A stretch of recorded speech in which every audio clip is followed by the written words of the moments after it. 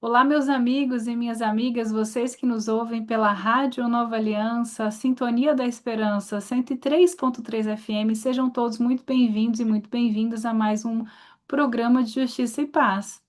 Eu hoje tenho a honra de receber Fábio de Sá Silva, que é pesquisador do IPEA. Pelo cenário deles, quem nos acompanha pelos canais do YouTube, no arroba CJP Brasília, deve estar vendo que ele está num cenário um pouco diferente. O Fábio voltou para os Estados Unidos depois de uma temporada no Brasil e a gente vai falar hoje sobre o que aconteceu em 2025, né, Fábio? Fábio, seja bem-vindo, seu olá aos nossos ouvintes da Rádio Nova Aliança. Obrigado, Ana, pelo acolhimento aqui mais uma vez. É um prazer estar com você, é um prazer também estar com todo mundo aí que está ouvindo o seu programa. Fábio, no ano passado a gente falou sobre a sua candidatura, né? A gente teve vários momentos da sua candidatura. E a Corte Interamericana de Direitos Humanos foi super importante, foi um, assim, eu acho que até um marco para o Brasil mesmo, né? Porque a gente, quando tem uma instituição de tanto prestígio, é o país inteiro que contribui para a construção do ambiente internacional. E eu queria que você contasse um pouco para você como foi essa candidatura, ela foi amadurecendo ao longo do tempo, que a gente pudesse ter essa troca também para contar para os ouvintes, porque muitas pessoas não têm ideia do que é o sistema interamericano, para que servem os direitos humanos, né? A gente podia começar pelo básico, porque existe também agora uma campanha muito intensa tentando diminuir a importância dos direitos humanos. E você, como é um especialista no tema, você é uma pessoa que milita há muitos anos nessa área, eu queria que você pudesse contar para a gente como que os direitos humanos contribuem para a construção da justiça e da paz. Bom, Ana, a gente até falou disso também no outro programa, né? Realmente é um tema muito importante e é sempre importante voltar nessas questões mais básicas, né? Como você colocou, os direitos humanos virou uma expressão, né, muito desgastada hoje em dia. E eu acho que a gente precisa recuperar um pouco o significado dessa expressão, né? É, como é que os direitos humanos contribuem para a justiça e para a paz, né? Os direitos humanos têm como fundamento principal a ideia da dignidade humana, né? Ou seja, a ideia de que todos nós temos uma esfera de dignidade que precisa ser protegida, inclusive em relação à atuação do Estado, mas que também tem que ser promovida pelo Estado, né? Conforme o tempo foi passando, foi se construindo essa ideia de que não basta o Estado não violar o meu direito, o Estado também tem uma obrigação de promover essa dignidade. Então, a partir daí se constituiu uma série de instituições, né, documentos, normas, né, que buscam precisamente reconhecer o que são essas dimensões da dignidade humana que merecem proteção e promoção, e também como é que essa promoção, essa proteção podem ser levadas a cabo, né? Então a gente tem dentro disso, nas Américas, ao longo do século XX, se constituiu esse sistema regional de proteção de direitos humanos, que é formado por uma comissão e por uma corte. A comissão ela tem um papel de monitoramento, mas também quando ela percebe que fazer recomendações também, né? Mas quando ela percebe que um estado da região vem sendo vem sistematicamente violando ou se abstendo, né, de proteger e promover direitos humanos, ela pode, se esse Estado se submete à jurisdição da Corte Interamericana de Direitos Humanos, que é o outro, a outra perna aí desse sistema, ela pode então referir um caso para a Corte e a Corte tem competência contenciosa, né, um tribunal mesmo, que pode condenar o Estado, então, a reparar danos, a adotar medidas para não repetição dessas violações, né? Um pouco, e aí, obviamente, né, e a sua pergunta é muito boa, como é que contribui para a justiça e para a paz? A paz, em algum momento, ela foi entendida como a ausência de guerra, simplesmente, né? Mas, com o passar do tempo, também se percebeu que não basta, que não haja guerra. As pessoas não podem estar passando fome, as pessoas não podem estar sendo subjugadas umas pelas outras, né, em função, muitas vezes, de questões como sexo, raça, né, identidade de gênero. Então se construiu essa ideia de paz que é muito mais complexa, né, do que simplesmente a ausência de um conflito bélico entre dois estados. É uma condição mesmo em que a nossa humanidade se realiza plenamente, né? E acho que os direitos humanos estão bem sintonizados com essa visão. Fábio, é super interessante a gente falar sobre isso, assim, num contexto em que as Américas agora estão sendo ameaçadas, né, pelos Estados Unidos, querendo ou não, a América Latina é um ambiente que está se tornando um ambiente de instabilidade, porque os Estados Unidos estão na borda da Venezuela, estão abordando navios, né, estão interrompendo o curso de navios. E isso fere também a soberania da Venezuela, num contexto que é uma escalada de violência na região, né? E a gente sabe que em outros momentos os Estados Unidos interferiram na política interna dos países da América Latina, especialmente durante as ditaduras, as múltiplas ditaduras da América Latina. E um dos papéis do sistema também seria esse equilíbrio, e os Estados Unidos acabam atravessando o sistema interamericano para tentar forçar, né, determinadas ações bélicas, vamos colocar assim, na região, né, tentar uma escalada de violência na região, de instabilidade, porque na instabilidade também ele domina os cenários, né, sendo uma grande potência armamentista, tendo todo um contexto de inimigo externo daí, né, uma união dos Estados Unidos em torno de um inimigo externo que seria, por exemplo, né, a liderança venezuelana. E a gente, assim, como que o Brasil poderia se colocar nesse contexto, dentro da sua expertise, né? Você poderia, hoje a gente queria falar um pouco sobre a sua candidatura e sobre como que você poderia ter contribuído para manter esse sistema de uma maneira mais, voltada realmente para os direitos humanos. E já que você está aí na gringa, né? Vamos estar nos Estados Unidos, contar um pouco também como é que é a sua experiência a partir da candidatura. Como foi a sua perspectiva? Como foi a sua vivência? Bom, primeiro com relação à candidatura e a forma como ela se inseria nesses debates, né? Na época, quando a candidatura foi lançada, isso foi ainda dezembro, do ano passado, né? Há um pouco mais de um ano, né? E, na verdade, foi quando a candidatura começou a ser construída, né?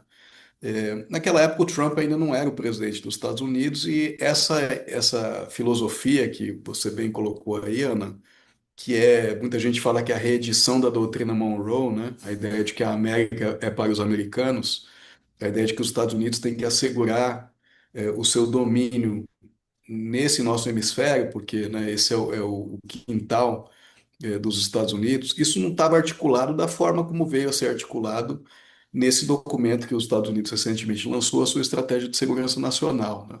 Então a gente nem conseguia antever muito esses debates, mas a gente já percebia que o mundo e o nosso hemisfério entravam, né, num período bastante crítico no que diz respeito aos direitos humanos, né? A gente sabe, por exemplo, que eu dizia para você que a dignidade humana é um elemento aí central na ideia, né? E a gente percebe que há muitas forças políticas hoje no mundo emergindo que tem como né, um dos seus motores exatamente a desumanização de grupos, né? Sejam imigrantes, seja LGBT, né? Aí dependendo para onde você vai no mundo, você vai encontrar um desses inimigos que aí nem são externos necessariamente, às vezes eles estão dentro do próprio país, mas estão sendo desumanizados, né? Então, a desumanização é um problema sério hoje. Como eu disse, isso é o vetor, né, de muito projeto político, portanto, isso requer, né, a reafirmação de vários compromissos históricos e normativos que foram feitos pelos estados da nossa região. Então, uma das ideias era justamente fazer essa reafirmação nesse contexto em que a gramática dos direitos humanos está sendo aí esgarçada, né? Está sendo esgarçada por um lado, mas por outro lado ela também está sendo apropriada, né, e manipulada. Então a gente percebe que muitas das violações de direitos humanos hoje, elas tentam vestir uma roupagem, né, de promoção dos direitos humanos, a ideia da liberdade de expressão ou a ideia da liberdade religiosa, né, que são invocadas para, em muitos casos, promover essa desumanização, né, o discurso de ódio nas redes sociais. Nada mais é do que uma tentativa de se dar uma roupagem de liberdade de expressão importante de direitos a uma prática que muitas vezes é de desumanização. Aí nós falamos aqui nos bastidores de violência contra a mulher, né?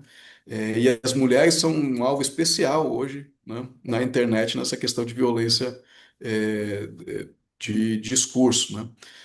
Então tem essas duas coisas, uma desumanização de grupos e uma tentativa de se apropriar da linguagem dos direitos humanos para violar direitos humanos. Isso eram questões que estavam no nosso radar e que a gente queria aí poder ocupar um espaço, né, na institucionalidade desse sistema para poder oferecer uma perspectiva diferente, né? Uma outra questão também que era interessante era a afirmação do multilateralismo e da ideia de uma ordem internacional baseada em regras, né? Que é exatamente isso tudo que você colocou hoje, alguns unilateralismos, né?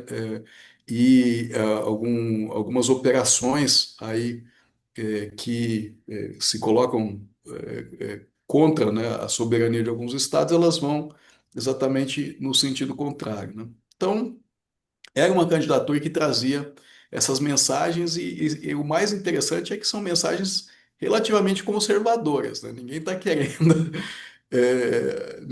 querendo, né, trazer assim temas necessariamente de fronteira dos direitos humanos, mas simplesmente e do direito internacional, mas simplesmente preservar e reafirmar esse legado que foi construído ao longo do século XX, que a gente entende que hoje em dia está sob ataque, né, e uma tentativa de erosão.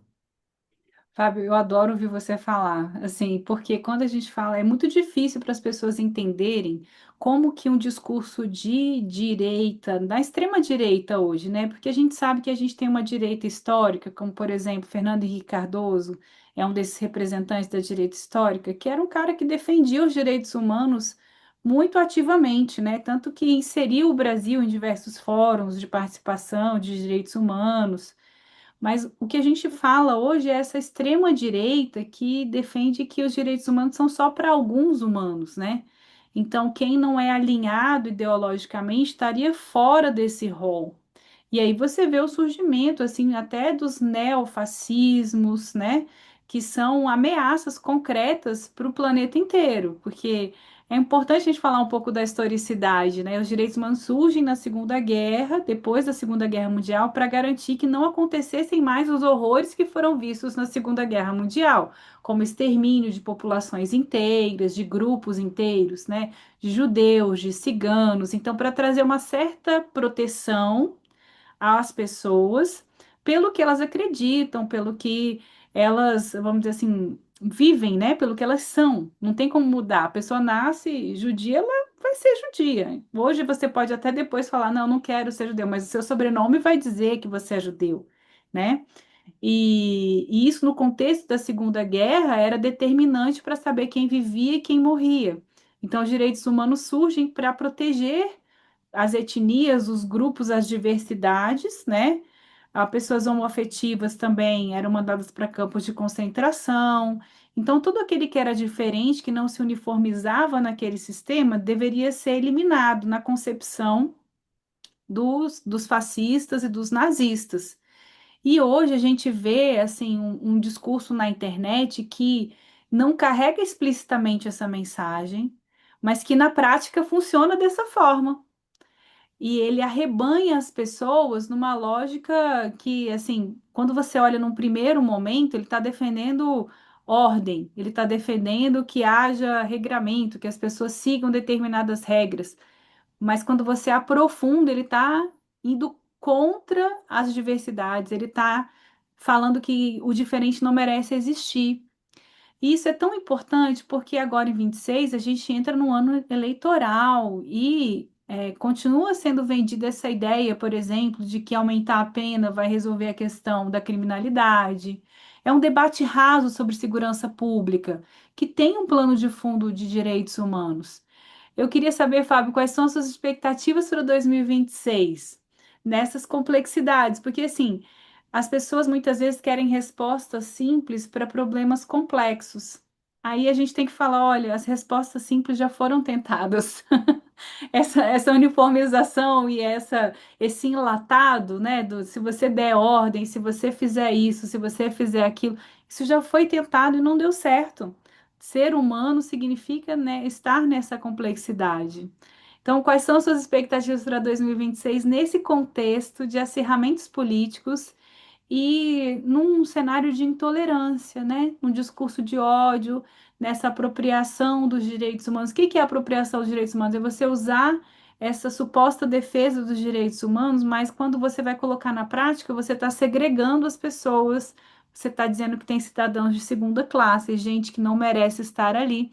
E o Papa Francisco falava nos descartáveis. Agora o Papa Leão XIV, ele está trazendo todo o legado de Francisco e está colocando isso como sendo uma opinião própria dele. Então, ele está tendo a continuidade da igreja também. Fala pra gente, Fábio, quais são as suas expectativas para 2026? Vai ser um ano muito desafiador, certamente. Esses temas, né, vão estar muito presentes. Eu acho que você tocou naquele que provavelmente vai ser, né, eu escrevi isso não faz muito tempo, deve ser aí uma espécie de tábua de salvação, né, dos setores mais radicais aí da direita brasileira, né, que é a segurança pública, né? A gente tem essa prática, né, de se promover, tratar a política como um espaço de guerra cultural, né? No final aí de 2025, ali eu estava me preparando para o Natal, achando que a gente poderia descansar, e aí comecei a ser inundado aqui por mensagens sobre chinelo, né? Parece que encontraram no chinelo aí um pretexto para fazer guerra cultural e tal. Então, parece que é um método, né? E as pessoas não conseguem fazer política fora dessa ideia de né, criar aí uma luta do bem contra o mal, alguma coisa assim, né? Eu acho que a segurança pública vai acabar sendo mesmo esse espaço aí onde essa batalha, né, vai ser deslocada no contexto das eleições, né? Agora, eu acho que cabe aos setores democráticos, aos setores que se preocupam com direitos humanos, aos setores humanistas, fazer esse enfrentamento e também demonstrar a forma inconsistente como isso é tratado. Porque essa apropriação dos direitos humanos, Ana, ela também produz inconsistências, né? As mesmas pessoas que dizem que bandido bom é bandido morto, né? Elas vão tentar, né, aprovar uma anistia para quem cometeu crime, né, na busca daquilo que elas entendem que é correto, né? Elas vão dizer que tem que ter pena mais elevada para bandidos, né? E em alguns casos pode ser que as penas brasileiras possam ser ajustadas, não estou negando esse debate, mas elas vão, por exemplo, se recusar a fazer esse debate sobre a epidemia de violência contra a mulher que o Brasil está vivendo, né? E por que isso? Porque provavelmente, né, elas sabem que quando você aperta ali um pouco né, a tentativa de responsabilização de quem comete crimes, violência contra a mulher, pode ser que alguma pessoa próxima de você vai acabar né, sofrendo as consequências, porque a gente sabe que a violência contra a mulher ela é difusa, né? Ela não está só como né, alguns crimes se busca circunscrever a certos territórios, né? E se consegue fazer isso, né? Mas outros, eles atravessam a sociedade de uma forma mais difícil de você conseguir promover essa segregação, e a violência contra a mulher é uma dessas, né? É um desses casos. Então, acaba que essas pessoas aí, ao mesmo tempo que dizem, não, tem que botar bandido na cadeia, né, também minimizam, né, a violência contra a mulher, tentam, inclusive, reenquadrar isso também como se fosse uma guerra cultural, uma tentativa de se dividir, né, as famílias, dividir os casais, dividir as mulheres dos homens. Então, acho que é um debate que vai ter que ser feito. E uma coisa que me preocupa em 26 vai ser a IA, né? Porque a gente percebe já a nesse final de 2025 está ficando muito claro que a IA é, realmente atingiu proporções, né, que a gente não conseguiria imaginar um ano e meio atrás. É possível se produzir vídeos de excelente qualidade, imagino que áudios também, né?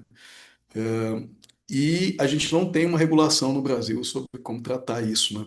Sobre como conseguir é, controlar minimamente o uso dessa tecnologia para fins políticos. Então, acho que vai ser aí, casando essas duas coisas, esse ímpeto de promover guerras culturais, né? Com o uso a disponibilidade, pelo menos, dessa tecnologia, eu acho que a gente vai para um cenário e que, né, não vai ser tão diferente do que a gente já viu no passado, mas talvez tenha um pouco mais de intensidade. Olha, Fábio, é sempre maravilhoso conversar com você. Eu já preciso marcar um outro programa para a gente falar só sobre segurança pública, porque realmente eu acho que vai ser um dos temas quentes dessa eleição de 2026. O uso até, né, dessa bandeira como sendo uma bandeira fundamental, eu acho que todos nós, em maior ou menor grau, somos afetados pelas condições de segurança pública. Mas o debate ele precisa ser aprofundado, ele não pode ser tomado no ímpeto da decisão emocional só, né? Ela tem que ser uma decisão baseada em evidências, ela tem que ser uma discussão que envolva a complexidade que o tema exige, né? E é maravilhoso ouvir de você essa questão também da IA, né? O Papa Francisco já anteviu esse processo.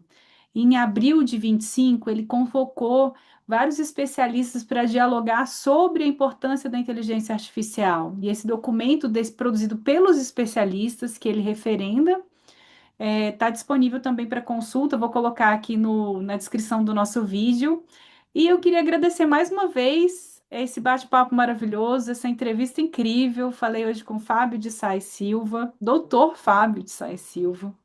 Eu queria que você pudesse, por favor, deixar a sua despedida aos nossos ouvintes da Rádio Nova Aliança 103.3 FM, a rádio que toca esperança. Ana, queria agradecer aí pela audiência, né? E também queria agradecer pela troca que a gente teve aqui ao longo de 25. Acho que tive duas vezes no programa, né? E agora começando também em 26 com essa oportunidade. Eu, né, sou um grande admirador do trabalho que vocês fazem aí na comissão. Acho que espero que ele né, continue gerando esses frutos aí ao longo desse ano, onde eles vão ser tão necessários.